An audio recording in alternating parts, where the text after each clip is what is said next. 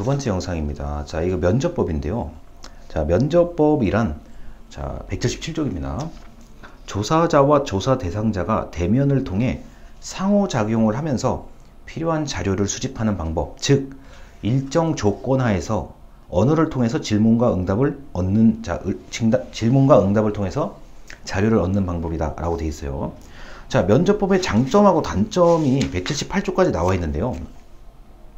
자, 이거는 굳이 설명을 안 하더라도 약간만 고민을 해보시면 이건 금방 찾을 수가 있어요. 자, 면접이란 사람과 사람이 만나는 거잖아요. 만나는 거기 때문에 그 자리에서 궁금한 게 있으면 즉시 물어볼 수 있고, 마찬가지로 조사 대상자도 더 할 말이 있거나 궁금한 거나 아니면은 뭔가 이상하다 그러면 그 자리에서 직접 물어볼 수 있다는 아주 좋은 방법이 있죠. 과거에는 제가 이 방법론을 배울 때 면접법은 많은 사람을 대상으로 하기에는 부적합할 수 있다 이렇게 배웠는데요.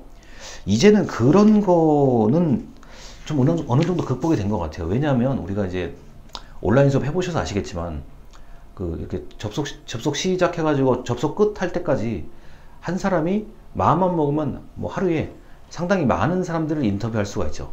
만약에 그거를 월화수목금 5일 정도 꾸준히 할 수 있다고 하면은 생각보다 많은 사람들을 얻을 수 있다. 이렇게 보시면 되겠습니다. 자, 그런데 이제 단점이 있죠. 자, 이게 아무래도 설문이나 다른 방법에 비해서는 물어볼 수 있는 개수가 적을 수 있다. 그리고 만약에 조사 대상자가 본인이 말을 많이 한다 그러면 미처 이제 정말 물어보고 싶은 거를 놓칠 수도 있다라는 거. 그리고 이제 면접을 하는 사람이 이제 본인의 질문이나 이런 것들이 이제 잘못 이 오해를 일으키는 경우가 있어요. 그 대표적인 거 하나가 이제 말투라든가 표정이라든가 이런 것들이 좀 이제 잘못돼 버리면은 이 조사 대상자하고 거리가 생기게 되죠. 그렇게 되면은 면접법이 이제 실패하게 되는 건데, 보통 면접법만 이렇게 하지는 않고요. 면접을 하기 전에 설문 응답을 통해서 웬만큼 알 거는 알고 그 다음에 이야기를 합니다. 면접법만으로는 제가 보기에는 알기가 쉽지가 않아요. 그리고 여러분 심리상담 배우시니까 우리가 뭐 여러 가지 심리상담의 검사 도구들이 많잖아요. 뭐 대표적인 게 MBTI인데 이런 것들을 통해서 좀 사전에 좀 보고 그 다음에 이제 관찰. 자, 예를 들어서 이 사람이 MBTI 유형이 자 ENFJ로 나왔는데 ENFJ요. 자, 이 관찰자인 조사자 또는 상담하시는 분들이 관찰하고 대화를 해봤을 때는 이게 그 유형이 맞을 수도 있고 약간 다를 수도 있다. 이렇게 볼 수가 있습니다. 이런 것도 일종의 면접법이라고 할 수 있죠. 그리고 사회복지나 심리상담은 굳이 뭐 면접법이라고까지 얘기할 필요도 없이 면대면 서비스잖아요. 그게 뭐 중간에 어떤 전자적 장치를 통해서 원격으로 하든지 아니면 찾아가서 만나든지 면대면 서비스이기 때문에 면접법을 구체적으로 뭐 이렇다 저렇다 설명할 이유가 별로 없습니다. 그리고 178쪽에 이제 표준화 면접은 딱 정해진 절차와 질문에 따라서 누가 대상이 되든 간에 1번 질문, 10번 질문, 뭐 20번 질문 이런 식으로 이제 표준화 된다는 거고요. 특히 이런 표준화 면접이 의외로 쓰이는 곳이 의사예요. 의사. 우리가 진료를 받을 때 자, 어디가 불편하세요? 열이 납니다.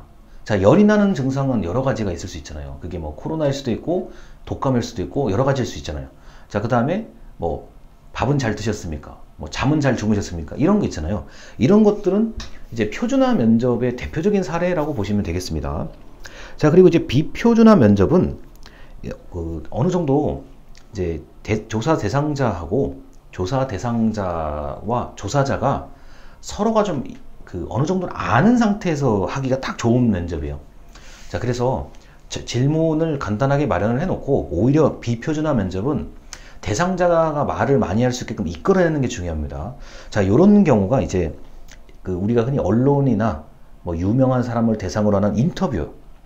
자, 뭐 흔히 말하는 사회에서 좀 이렇게 스타라고 할 수 있는 사람들에 대해서 질문 간단하게 해놓고 이제 많은 얘기를 듣고 한번 적당히 웃겨가면서 또는 좀 진지한 질문도 하고요.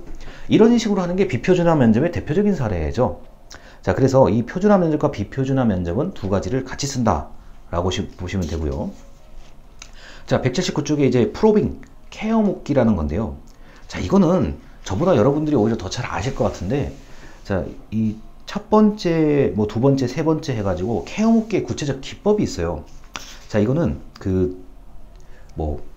그냥 답변을 조금 더 해달라는 의미의 이제 케어 묻기, 한 번 더 물어보는 게 있고, 뭐 굉장히 공감해주면서 더 말을 이끌어내는 그런 형태의 방법도 있고, 그 말을 들어보고 이해가 안 된다 또는 뭐 작성한 것이 이해가 안 된다고 했을 때 좀 더 분명하게 이 의미를 밝혀달라는 게 있고요. 그 다음에 이제 그 중의적 표현, 이런 의미일 수도 있고 저런 의미일 수도 있다라는 때 이제 조사자가 뭐 말씀하신 것 중에서 이게 어디 의미에 더 가까울까요? 뭐 이렇게 물어보는 거. 그 다음에 이제 반복은 한 번 더 얘기를 해달라는 거죠. 자, 그래서 이 케어 묻기와 같은 방법은 개방형 질문일 때 주로 많이 사용을 하죠. 일단 말을 한번 해보고 답변을 들어보고 거기에 대해서는 적절하게 응대하는 방식인데, 여러분이 케어 묻기라는 게 이게 이제 심리 상담에서 쓰일 수가 있는데요. 이게 사실 가장 많이 쓰이는 거는 채용 면접이에요. 자, 채용 면접에서 요새는 나름대로의 뭐 자격이라든가 이런 것들이 비슷비슷하게 갖춰져 있거든요. 그러면은 이제 오셨을 때, 자, 면접을 보러 오셨을 때 이제 답변을 들어보고 그 말씀하신 것 중에 이거를 조금 더 자세히 설명해 달라. 지금 말씀하셨는데 다시 한번 말을 해달라. 이런 경우들이 있어요. 그래서 케어 묻기라는 방법은 아주 훌륭한 면접관의 기술입니다. 자, 케어 묻기를 잘못 해버리면 이제 상대방이 굉장히 기분 나쁘거나 상처를 받을 수 있기 때문에, 특히 채용 면접에서요.